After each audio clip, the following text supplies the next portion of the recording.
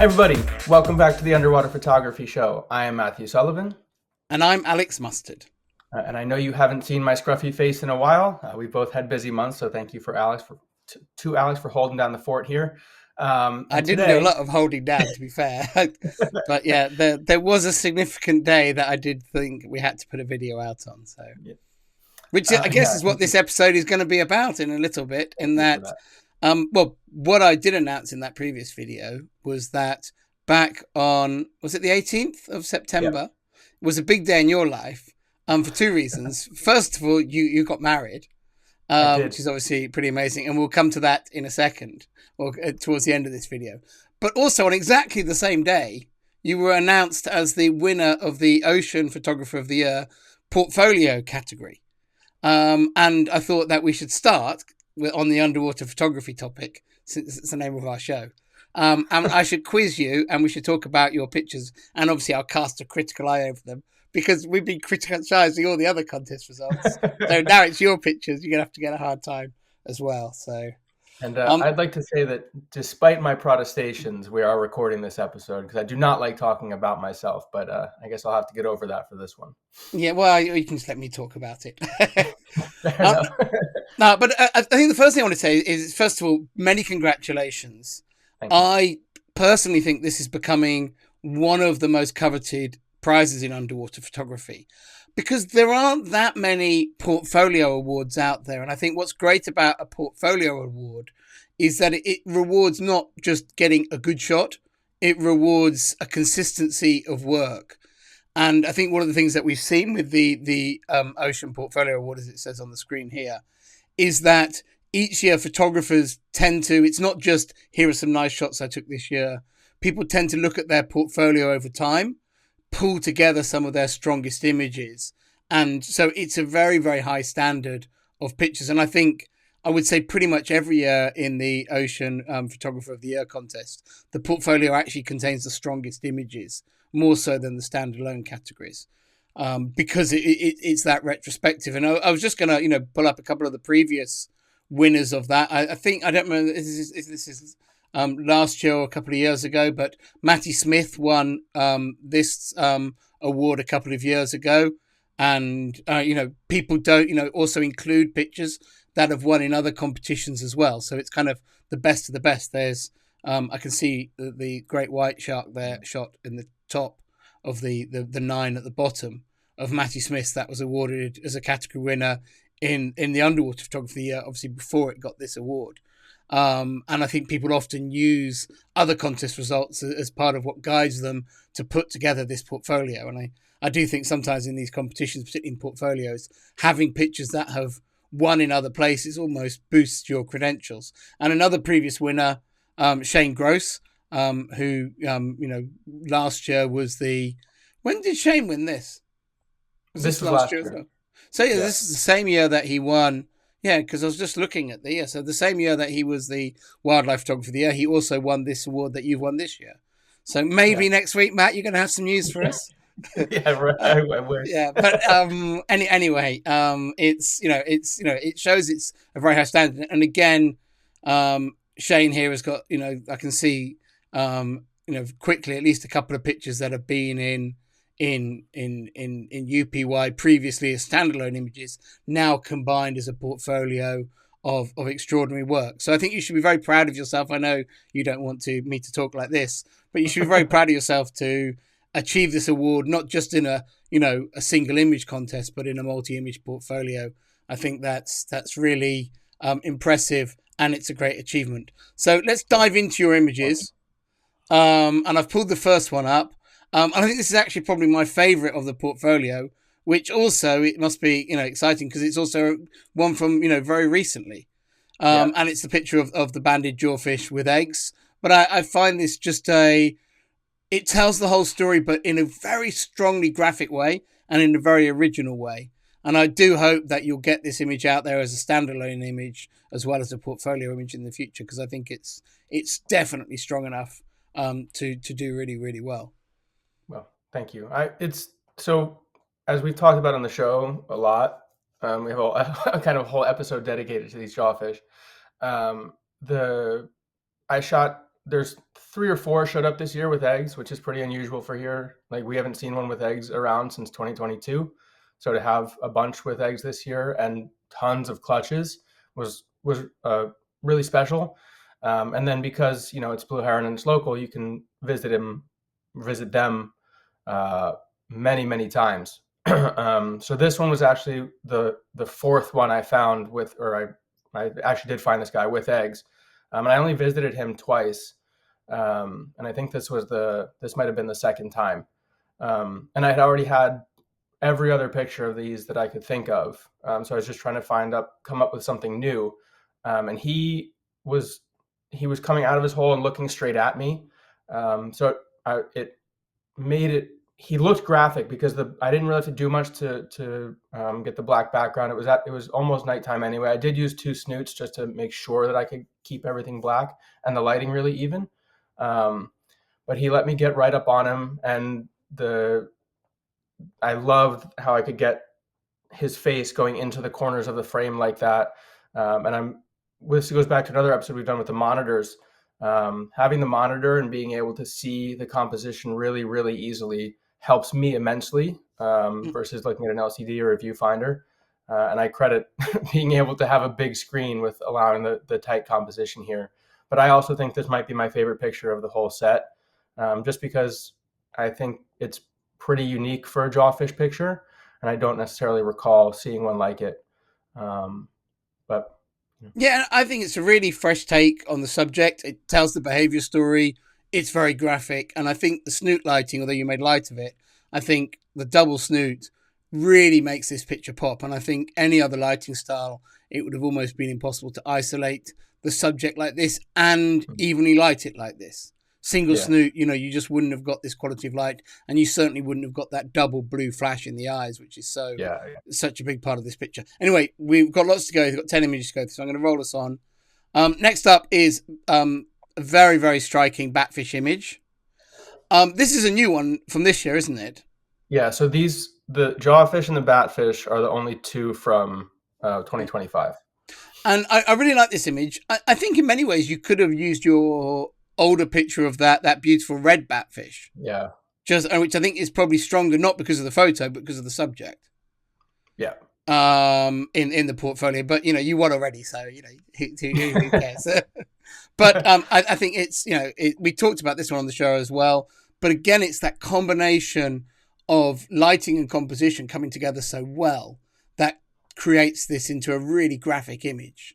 This is obviously a graphic subject, but if you hadn't found that perfect symmetrical composition, you hadn't got the lighting to separate this subject from its surroundings, I don't think you would have produced such a powerful shot. So I think it's very impressive. That's one thing I like about the batfish is they have a very graphic and symmetrical shape, and if you can get them head on, which is but that's not easy though. It's... yeah, much easier said than done. But if you can get them head on and your lighting is right, I won't say easy, but it's relatively straightforward to get such a graphic picture. But what I really like about this one personally is I like how easily you can see the feet, because oftentimes they sit flat, or they're not, and you can't see those front feet, or they're in grass or heavier rubble and the feet kind of get lost. But here you can see all the little toes and everything too, which I think is cool. Yeah, I like the feet, but it's that frown for me is just so dominant. It's fantastic. Always upset. Yep. I would have potentially cropped this a little bit tighter, and you obviously got that option if you use it as a standalone image. Just because I think you just get more of the good stuff with just 10% reduction in the frame area. But it's no big deal. Next up is a manatee shot. A very atmospheric shot with this lovely dark blue moody water and a sympathetic pose from the manatee. This one for me, I find not that remarkable. I kind of understand why you want to have something like this in, because having started off with 2 macros, you want to show you can do more than macro. And I think that this is a really nice addition to the portfolio from a thematic point of view, and that's probably something that you want to think about when entering these contests. So as a standalone shot, I don't feel it's as strong as the previous 2, But Yep. from a portfolio point of view, you can't just have 10 face portraits of macro pictures and expect to do well. So I think it was a good choice from that perspective. The In hindsight, I have a picture from this same day, from like maybe 2 minutes later, that I Mm. probably should have included because I think it's a better overall picture. So I don't entirely know why I put this one in instead, but maybe because I don't think I've ever actually posted this one anywhere, so maybe I thought it'd be fresher. But that was a really cool day because we had a friend got me onto a permit to get into this river system, which is usually off limits to swimming.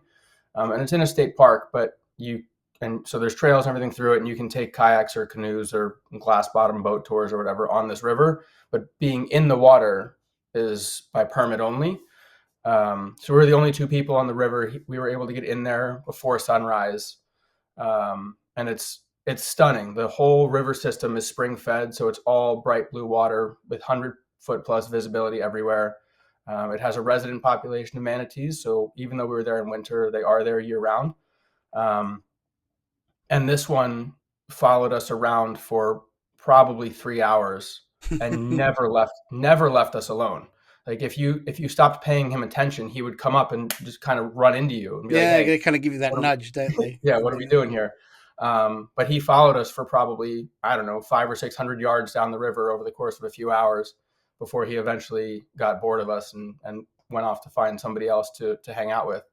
Um, but I think part of it too for this picture is, and this is something that people just viewing the image won't necessarily know, but we all have these pictures where, the what you were feeling at the time of capturing it probably put some rose-colored glasses on with regards to how you view the picture.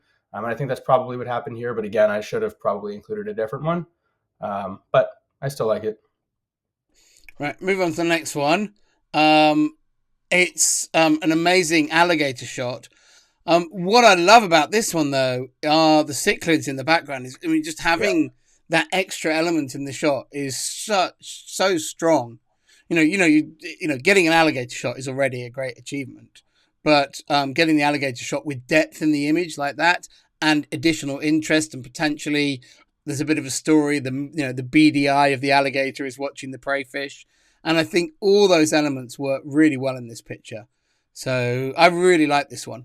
I thought it was a really nice I, storytelling shot, but also an impressive image of a challenging subject, clearly in challenging conditions.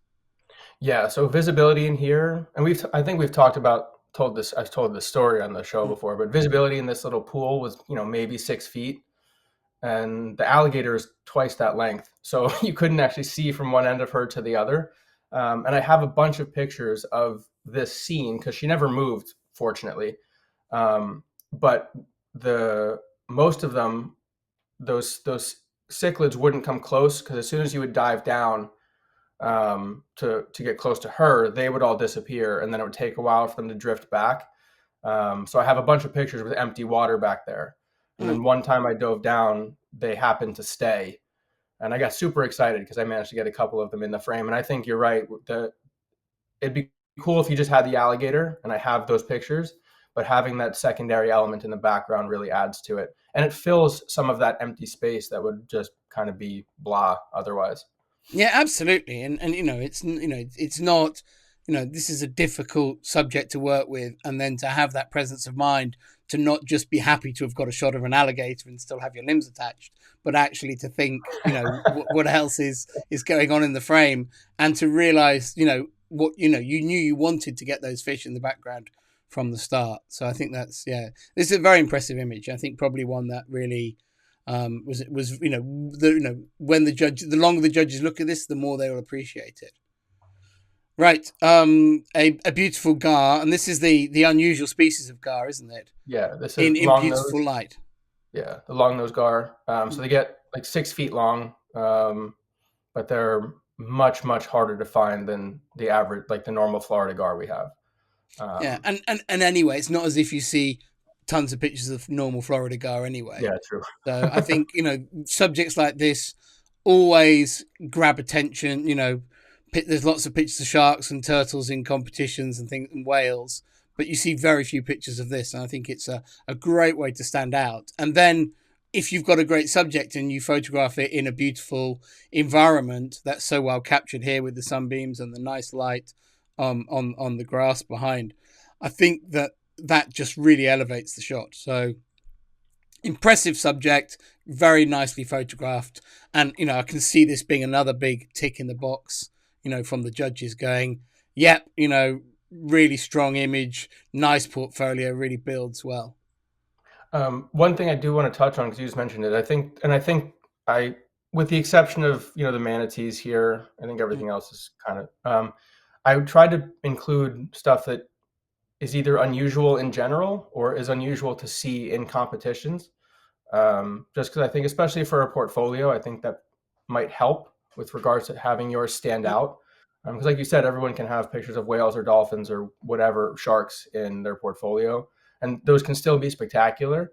But I think having a bunch of stuff that isn't normally put in competitions likely helped my case for I this one. think you see less manatee shots now in contests because of restrictions and rules around photographing them and things like that. And then you have to remember this is a European run contest with Mhm. probably predominantly European focused judges who don't see as many manatee photos Yeah, as a true. Florida person like you. So That's I true. still think it was a good choice of subject, the manatee, for the Okay. thing, and then all these other subjects absolutely. And I think what's great is you starting off with two macro pictures and then going into all these wide angle shots. It's showing really good diversity of technique and ideas. And then, sort of something a bit unusual and a little bit attention grabbing, which I think, again, you can see the judges going, well, this person doesn't just get nice pictures, but they're showing us a lot of species we don't normally see photographed. And I think that can really impress the judges. So this is an Atlantic wolffish. Yep. And it's a great pose. This is all, no, this is a species all about teeth. And I do think, having just been in Canada photographing wolffish, the wolffish are uglier and, kind of more characterful looking, but they The don't have Wolfios. teeth anywhere near as good as this guy. Yeah. Their teeth are much more hidden in their mouths. And I think this guy's teeth look amazing. And I think that makes this a real standout shot. Yeah. All I wanted from that Iceland trip was we only had one. I think we had two dives, but all I wanted was a nice Wolfield portrait, and I didn't have one. And then as I was about to come up from our second dive, I happened to look down at the bottom, and this guy was just standing there fully upright on his fins. And you know how we all talk to our subjects underwater and like, please just stay there, please just stay there, please just stay there.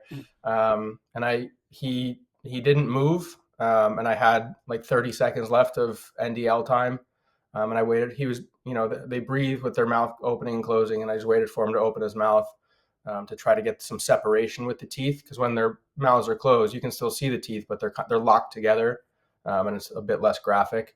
But But he with was your pretty kind of impressed. inwardy lighting as Yeah, well, it really yeah, pops those teeth off the background.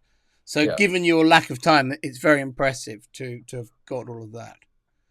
I would Um, this one. I think it could take a small crop from the top right corner. I yeah, I think agree.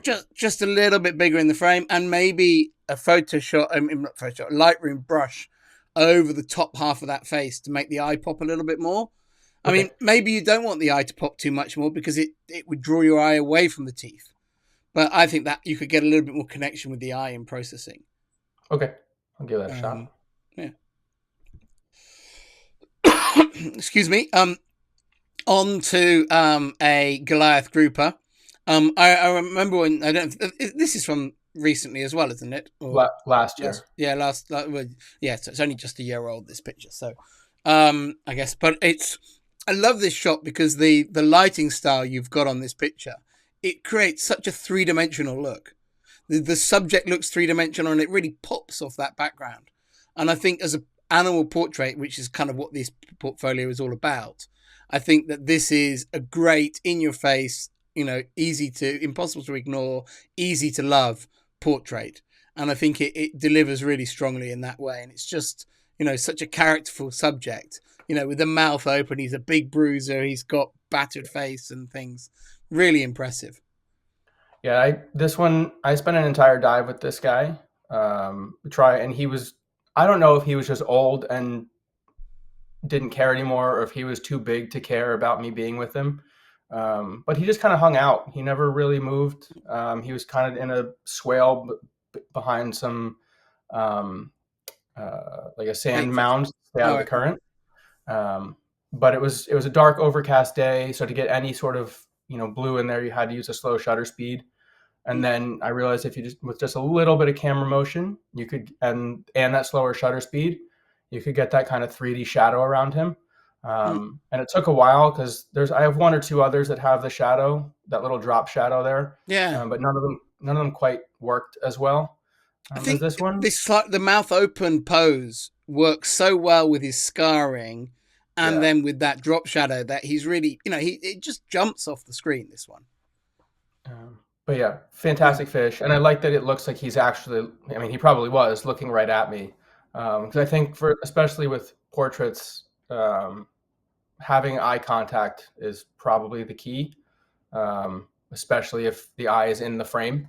So I Mm. feel like having him looking right at me, and most of the other ones here, there's pretty good eye contact too. I feel Yeah. um, really helped. And then a portrait of a mossy head war bonnet, and I really like this image.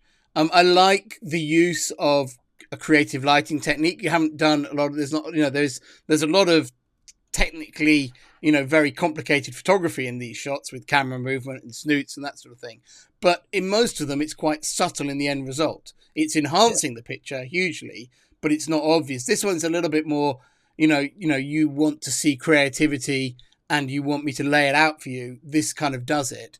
And then to do a creative snoot shot with a torchlight as well in cold water, I think is really impressive. And you see lots as an underwater photographer, you see lots of snoot shots, but most of the time they're done by photographers where the dive guide is holding the snoot and aiming it at the subject, in the Philippines or Indonesia or wherever. And so I'm always far more impressed to see people using snoots well and creatively away from those locations. And so I really love this shot. And then again, it's a great portrait. It's very revealing, and it's another species that most people haven't seen. So I yeah, think all those things are just, and there's also, that theme runs right through the portfolio of, revealing portraits, unusual species, and also technically diverse wide angle macro, different lighting styles, different photographic styles. And I can see all those things piling up on the plus um, column for the judges. And it's why, those are the sorts of arguments and discussions that go. And it's like, it builds that momentum as it goes through. so I actually have to give a little shout out to Richard Salas here because this was the first time I ever went to God's Pocket, and this, as you where you just returned from, as of the time of this recording, and I know you were playing with the war bonnets under the dock, but the first dive I did under there, I had found this guy, and I tried a similar shot, and I hadn't really thought about it, but I didn't light the hairs very well, and Richard called me out on it. It's like the whole point of the war bonnets, especially this species, is that they have the crazy hair. Um, so the next day I went back and I recreated the same picture because fortunately this guy hung out in the same bottle. I don't know how long, but at least for the week I was there. And they're shy. He pulled in initially, which gave me time to set up the lighting. And then as soon as he came out, and I managed to light the hairs up on him. And this was back, I think, when that doing the is doing this the supplemental colored lighting, I think, was maybe just beginning to be a thing back then, and then it became a huge thing, and now I think it's fading out a little bit. um, but this one, and normally that doesn't appeal to me very much, but I think this one, it kind of works well because it offsets the fish pretty nicely and it gives some frame around it. Yeah, I think it needs the frame around it. Otherwise, it's Yeah, just a floating speck in blackness. yeah, I think it helps tell the story. But I think particularly knowing that this is a cold water species, knowing this is done in a place where you haven't got a dive guide aiming the torches. You see a picture like this from Bali, you're like, yeah, how much of that work was the photographer and how much yeah, did he yeah, pay a guide to do it for him or her? And I think that and those are the sort of conversations judges will have.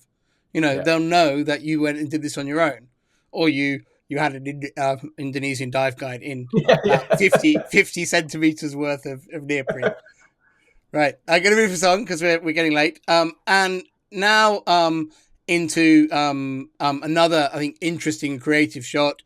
This picture of the salmon, but in the moving water, and I again, it's a powerful image, but I think it's also technically creative, and I think it's a great portrait. And I think that's why I think this was a good choice of image rather than an image with lots of salmon. It wouldn't have kept the portrait theme going.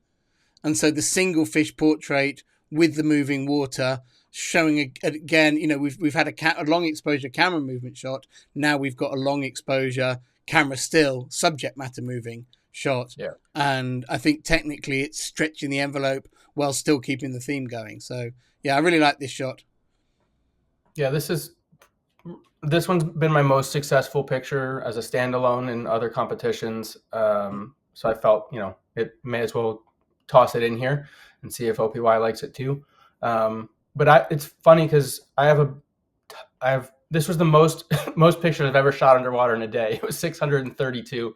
And I had a bunch of those, multi-salmon pictures or the really tight portraits of the rotting ones or things like that. And this one I actually didn't even look at for 3 years after I shot it. Then one day I was just going through hard drives, like, oh, that one's kind of cool. And I pulled it out. And now I don't really know why I didn't look at it for so long, because I do really enjoy it. But the slow shutter, I think, works so well for photographing salmon because the environment they're in is so chaotic.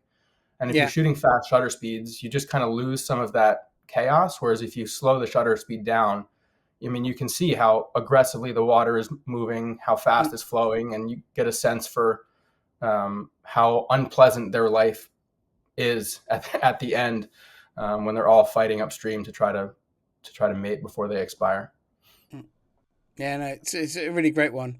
And then I think it's the final one now, which is one of my favourites from the portfolio, which is the spadefish. Again, I think the camera movement here creates a wonderfully dreamy effect in the image that I think works really, really well with the subject matter. It's again a species, that you don't see that many photos of. You see a lot of pictures of Indo-Pacific batfish, but you don't see, the Atlantic spadefish photograph very much. I think their stripes instantly tell you you're looking at something different from the other species of spadefish. And I think that the water movement and the blurring and the streaking, particularly of the black lines of the tails, I think looks really, really nice through the picture. So I think it's really strong. The only thing I would say, and it's one of my favourite shots in the portfolio, but I feel it's the one shot that isn't really a single animal portrait. I knew where you were going with it. Yeah, so it kind of it's. I understand why you included it, but I also thought it was a little bit of a risky one because it kind of undoes this theme that's been running through the portfolio a little bit, even though the shot is very strong. I hoped that because the shot is well, see, this goes back. It's a common thing for me to see are these species of spadefish, but I hope because I hadn't really seen a picture of them quite like this before. And I know that it was a deviation from the whole portrait theme, but I hoped that the central fish was enough of a focus and the rest of them weren't, that it might still work. But this school of spadefish lives it's in the same spot every day, and it lives underneath one of the smaller bridges near Blue Heron.